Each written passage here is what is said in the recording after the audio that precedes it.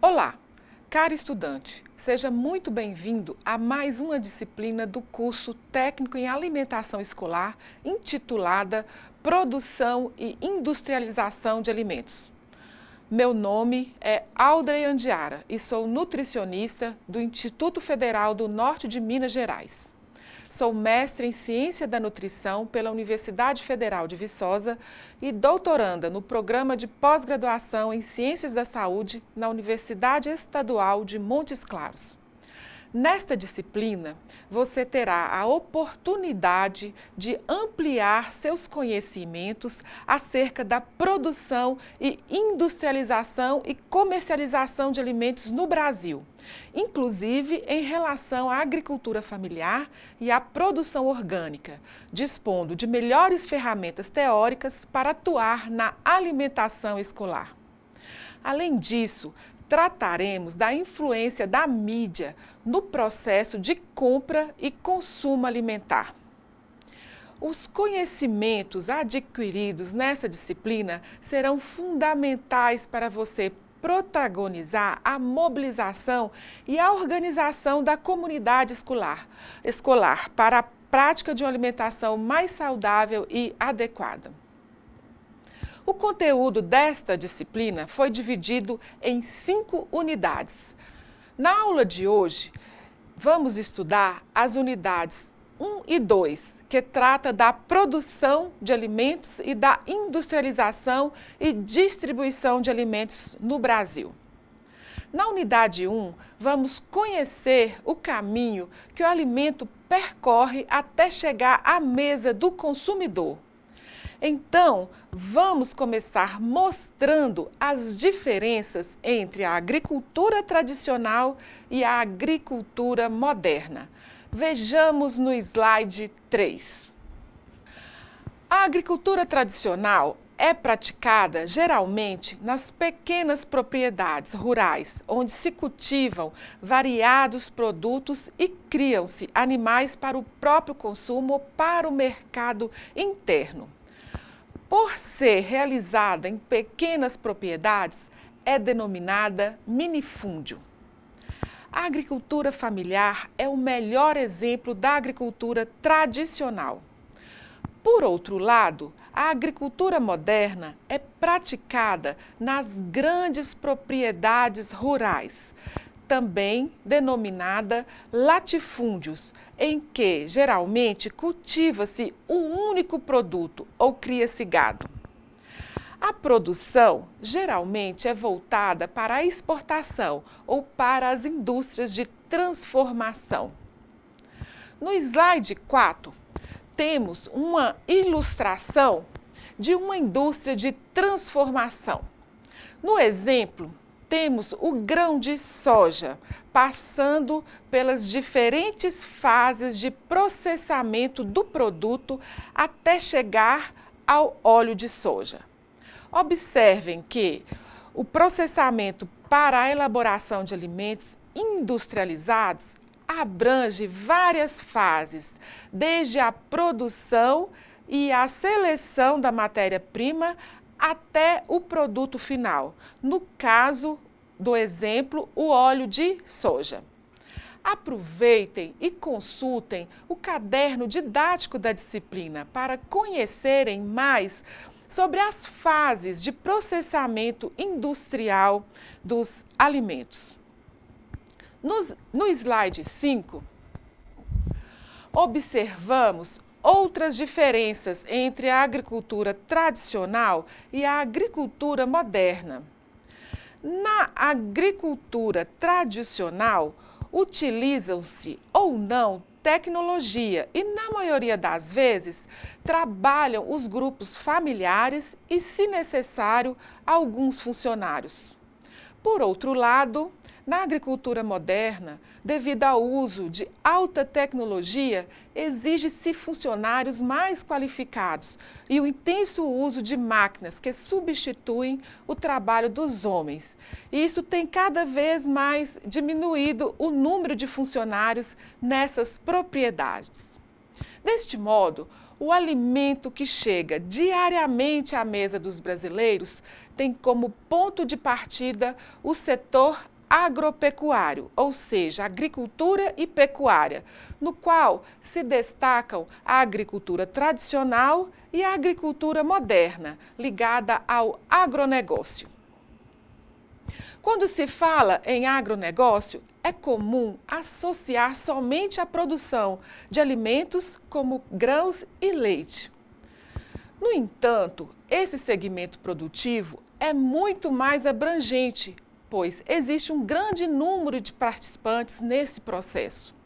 Podemos citar vários setores da economia que fazem parte do agronegócio, como bancos que fornecem créditos, indústrias de insumos agrícolas que fornecem fertilizantes ou sementes selecionadas para plantio, indústria de tratores e peças, entre outros setores que compõem o processo do agronegócio. Posteriormente a essa primeira etapa produtiva, são agregados novos integrantes do agronegócio, que correspondem às agroindústrias responsáveis pelo processamento da matéria-prima oriunda da agropecuária. É preciso compreender que o agronegócio e a agricultura familiar são complementares e necessários. O agronegócio gera empregos e produtos para exportação, tendo por isso um grande peso na balança comercial e, por consequência, no desenvolvimento econômico do país.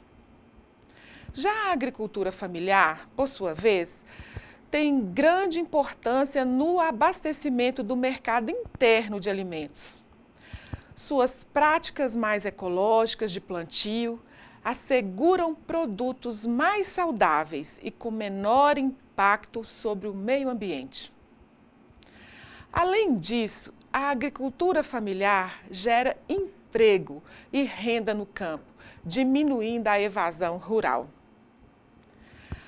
A grande extensão territorial do Brasil e o clima propício proporcionam o desenvolvimento das atividades destinadas à agropecuária.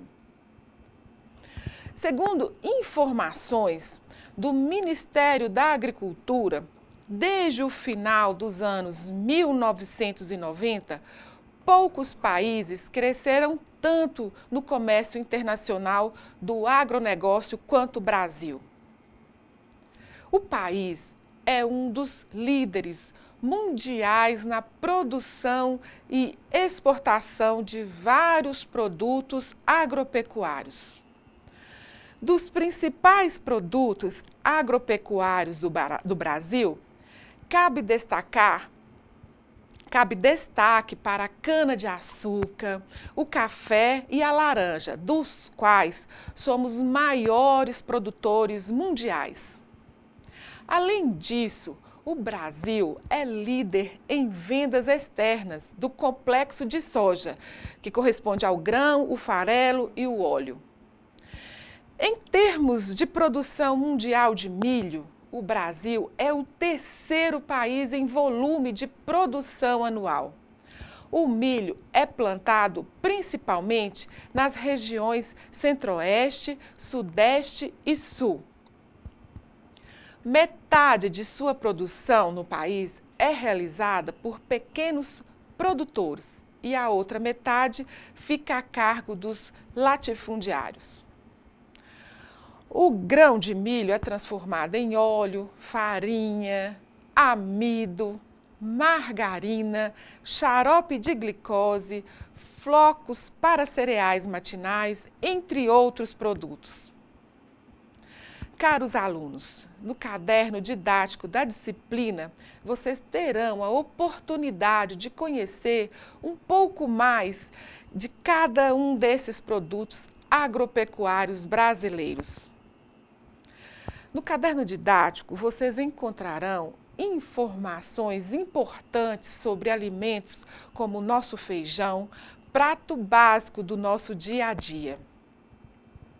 No Brasil, O feijão é a principal leguminosa fornecedora de proteínas para grande parte da população. O consumo do produto, em média, por pessoa, chega a 19 quilos de feijão por ano.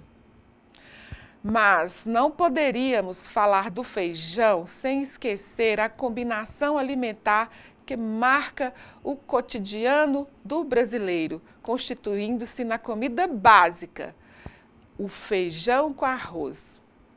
Essa combinação pode variar, mas em geral é o prato principal da refeição do brasileiro. Do ponto de vista nutricional, a combinação é completa e, quando ingeridos juntos, trazem mais benefícios à saúde do que quando ingeridos separados.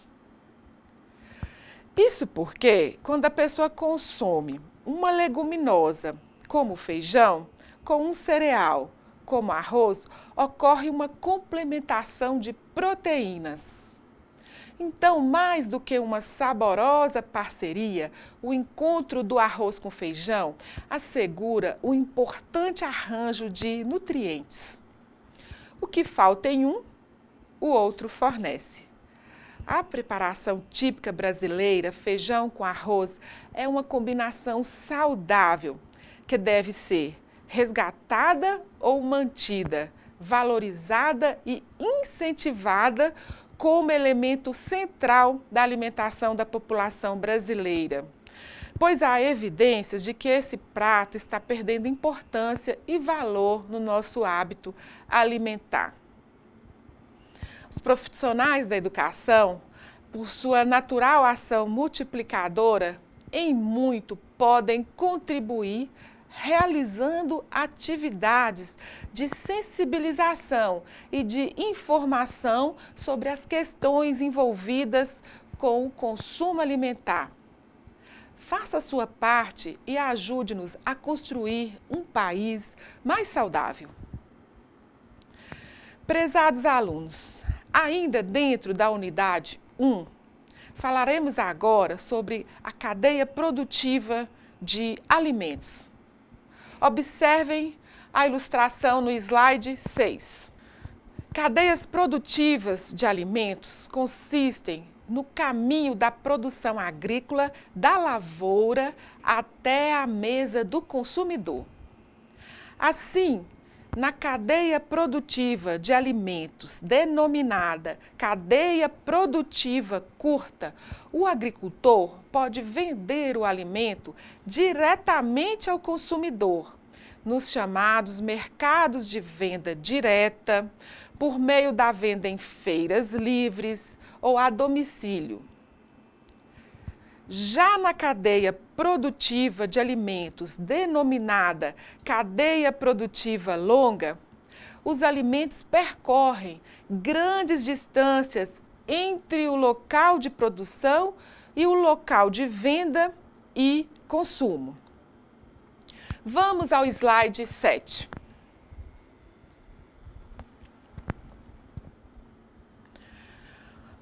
Observem pela ilustração que no sistema de produção, denominado de cadeia produtiva curta, existe um relacionamento de proximidade entre o produtor e o consumidor. Você sabia que este processo produtivo, denominado de cadeia produtiva curta, favorece os agricultores e a sociedade? É isso mesmo. Esse sistema de produção possibilita o acesso da população aos alimentos frescos, mais saudáveis e nutritivos. E isso significa mais saúde para a população. Além disso, fortalece as culturas alimentares regionais, além de fortalecer e movimentar a economia local. Ainda no slide 7, vocês podem observar outro sistema, denominado cadeia produtiva longa, onde os alimentos percorrem grandes distâncias entre o local de produção e o local de venda e consumo. Neste mercado, o produtor se distancia dos consumidores, aumentando a sua dependência em relação às grandes indústrias de alimentos. Um dos reflexos da cadeia produtiva longa é o aumento do consumo de alimentos industrializados, os quais são apontados como uma das principais causas das epidemias atuais de obesidade e de outras doenças crônicas, como diabetes, hipertensão. As escolhas alimentares são determinadas também pelo sistema de produção e abastecimento de alimentos. Se esses sistemas produzem alimentos que são inadequados ou inseguros e que aumentam os riscos de doenças, eles precisam ser mudados. As doenças crônicas não transmissíveis, como o câncer, o diabetes, as doenças cardiovasculares, são doenças multifatoriais, relacionadas a fatores de risco, como tabagismo, consumo excessivo de bebidas alcoólicas, obesidade, colesterol alto, consumo excessivo de sal, ingestão insuficiente de frutas e verduras e a falta de atividade física. No documentário que irão assistir, intitulado Muito Além do Peso, vocês terão a oportunidade de perceber como o consumo de alimentos não saudáveis, como os fast foods, refrigerantes, que é uma prática comum entre crianças pelo Brasil inteiro, pode causar sérios problemas à saúde dessa população. O documentário é utilizado como um alerta ao alto e precoce consumo de açúcar, além dos hábitos alimentares menos saudáveis. A falta de informação dos pais, o malefício que as propagandas geram, são apontados como fatores prejudiciais à saúde das crianças. No Brasil, a obesidade vem crescendo cada vez mais. Alguns levantamentos apontam que mais de 50% da população está acima do peso, ou seja, na faixa de sobrepeso e obesidade.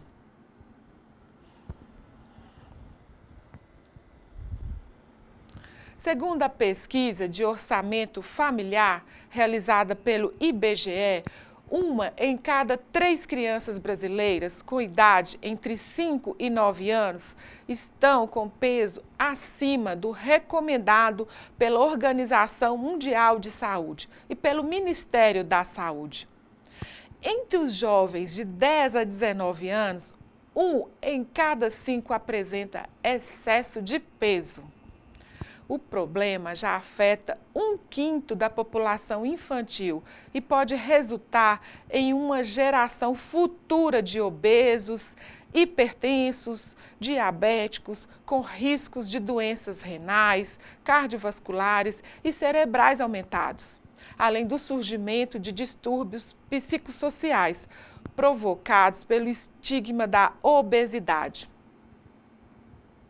As estatísticas apontam que a obesidade infantil é a que mais cresce e cresce mais rapidamente no Brasil. E o cenário é agravado por hábitos alimentares inadequados, ampla oferta de produtos hipercalóricos e menos atividades físicas nas horas de lazer.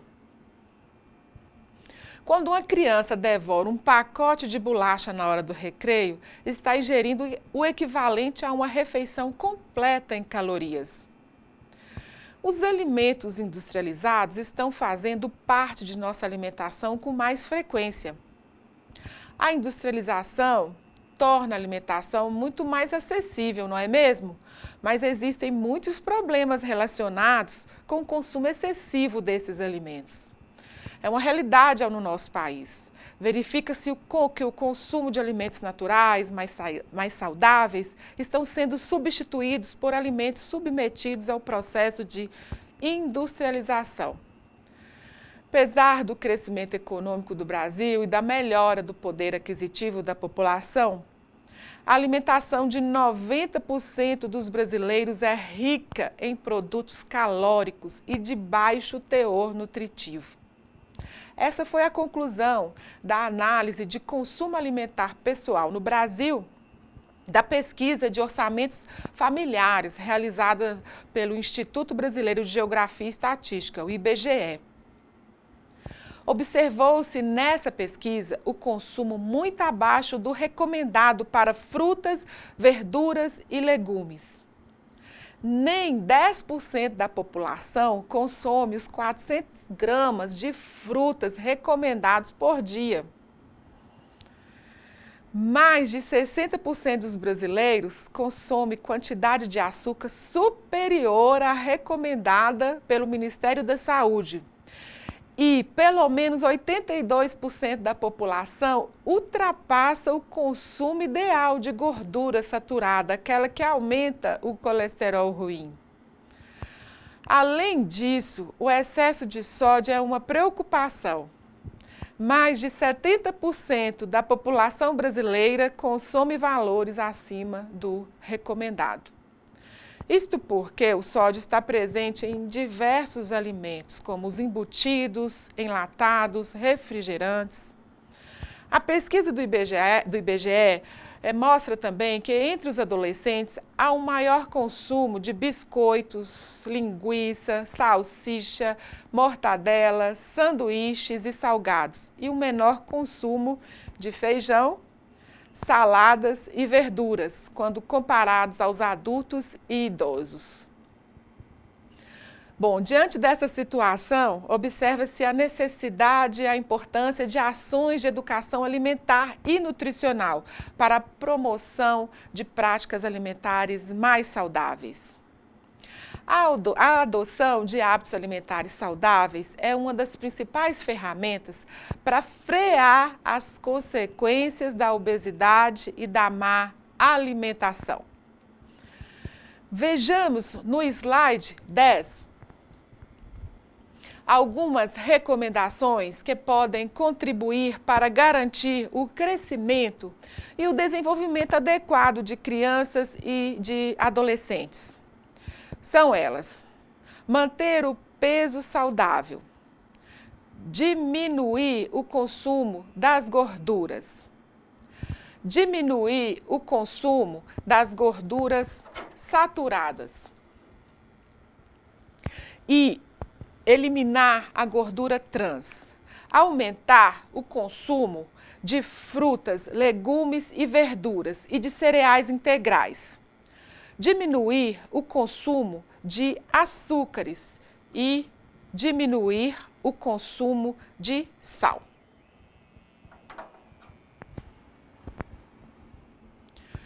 Caros alunos, diversos fatores determinam o consumo de alimentos e influenciam as decisões de compra. Os principais estão relacionados aos fatores econômicos, como o preço dos alimentos, a renda do consumidor. Mas também parte da população habituou-se a comer alguns alimentos somente para saciar desejos e estar na moda, sem considerar que os excessos podem trazer problemas à saúde. Com a evolução da sociedade, muitos tipos de alimentos foram criados e, para garantir maior aceitação da população, foram introduzidos novos ingredientes nesses alimentos. Com isso, surgiram produtos cada vez mais atraentes e saborosos. Por exemplo, a gordura trans, para dar maior maciez, leveza e cremosidade aos alimentos. O sódio, para acentuar o sabor. Os corantes, que dão cor especial, e os aromatizantes que criam aquele cheirinho irresistível no alimento. No entanto, todos esses novos produtos reduziram a qualidade nutricional dos alimentos. Vejamos o exemplo da gordura trans. Esta gordura está presente em diversos produtos industrializados, como os pacotes de bolacha, os sorvetes cremosos, a pipoca de micro-ondas, os salgadinhos de pacote, as margarinas, as gorduras hidrogenadas, entre outros produtos preparados com esses ingredientes. A gordura trans é produzida artificialmente pelas indústrias alimentícias, com a finalidade de melhorar o sabor e a consistência dos alimentos e também aumentar a vida de prateleira de alguns produtos. No entanto, o consumo excessivo de alimentos ricos em gorduras trans podem causar o aumento do colesterol ruim, o LDL, além de reduzir os níveis de colesterol bom, o HDL. Portanto, o consumo de gordura trans é classicamente relacionado com a elevação do risco de desenvolvimento de doenças cardiovasculares. Prezados alunos, na próxima aula daremos continuidade aos nossos estudos. Vocês irão compreender melhor a relação entre os alimentos processados, os hábitos alimentares e a saúde do consumidor. Além disso, iremos estudar a agricultura familiar no Brasil, importante produtor da cadeia curta de alimentos. Lembrem-se de acessar a sala virtual, participar dos fóruns e postar as suas dúvidas. E não se esqueçam dos estudos da apostila. Bons estudos e muito sucesso. Um grande abraço.